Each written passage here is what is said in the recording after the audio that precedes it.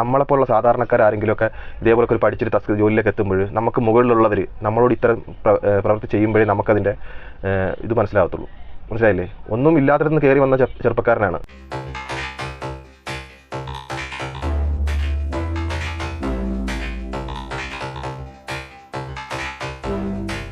നമ്മുടെ ഓൺലൈൻ മീഡിയകളിലും വാർത്താ ചാനലുകളിലും എല്ലാം നിറഞ്ഞു നിൽക്കുന്ന ഒരു വാർത്തയാണ് തിരുവനന്തപുരം മേയറെ അശ്ലീലത കാണിച്ചു അല്ലെങ്കിൽ ലൈംഗിക ചുവടുള്ള ചേഷ്ടകൾ കാണിച്ചു എന്ന് പറഞ്ഞിട്ട് ഒരു KSRTC ഡ്രൈവർക്കെതിരെ ആരോപണം.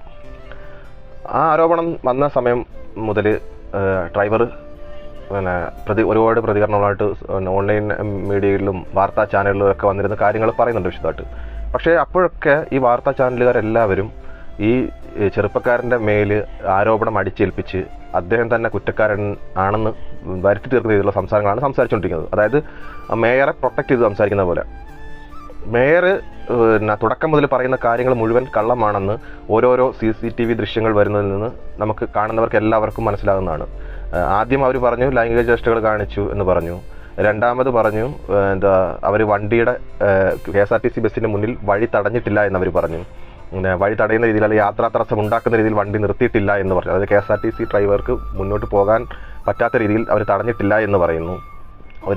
പിന്നെ പറഞ്ഞു മദ്യലഹരിയിലായിരുന്നു എന്ന് പറഞ്ഞു.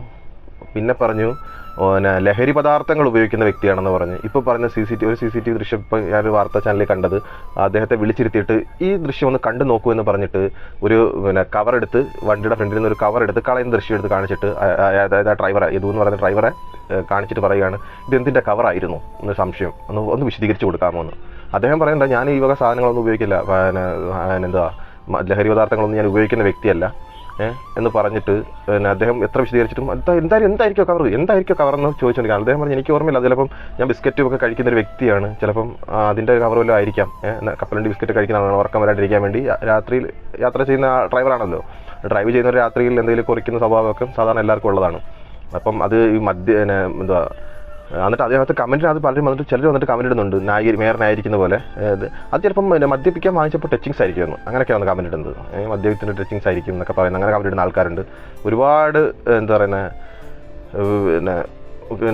ഈ ചെറുപ്പക്കാരനെ മോശപ്പെടുത്തുന്ന രീതിയിലുള്ള സംസാരങ്ങളൊക്കെയാണ് കൂടുതലും വരുന്നത്. അനുകൂലിക്കുന്നത് ചുരുക്കം ചില ആൾക്കാരാണ്. അനുകൂലിക്കാത്തവരോട് അല്ലെങ്കിൽ ഇതിന് മേയറെ ന്യായീകരിക്കുന്നവരോടൊരു കാര്യം പറഞ്ഞു.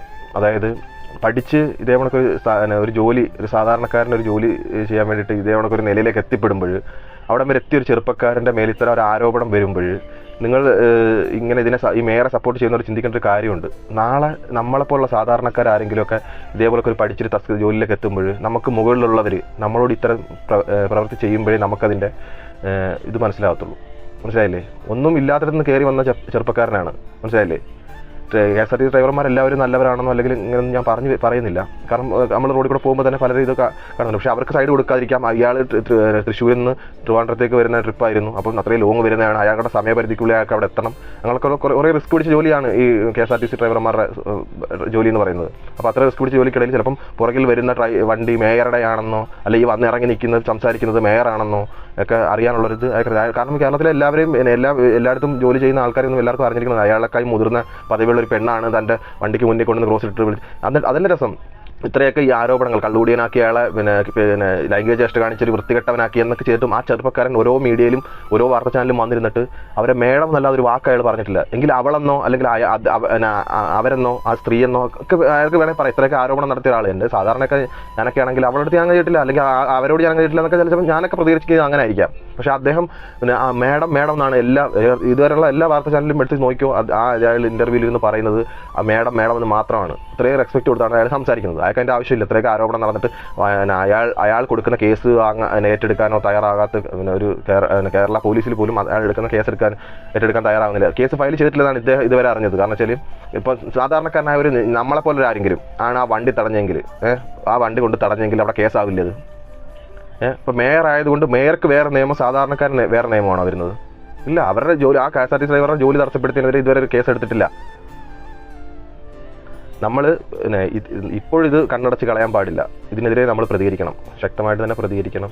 ആകുന്ന പോലെയൊക്കെ പ്രതികരിക്കുക. ആ യദു എന്ന് പറയുന്ന ചെറുപ്പക്കാരന് സപ്പോർട്ട് ചെയ്യുന്ന രീതിയിൽ എല്ലാവരും പ്രതികരിക്കേണ്ടതാണ്. ഈ അവസ്ഥ നാളെ നമുക്കും വന്നേക്കാം. കാരണം അധികാരമുള്ളവരെ താഴ്ന്നു വണങ്ങി നിന്നിട്ട് അവരാണ് ചെയ്യുന്നത്, അവർ പറയുന്നത് എല്ലാം ശരിയാണെന്ന രീതിയിൽ അത് അംഗീകരിച്ച് കൊടുക്കാൻ പാടില്ല ഒരിക്കലും. അപ്പോൾ അത്രയും പറഞ്ഞു. അപ്പം എനിക്ക് പറയാനുള്ളൊരു കാര്യം എനിക്ക് അറിയിക്കണമെന്ന് തോന്നി. Okay bye.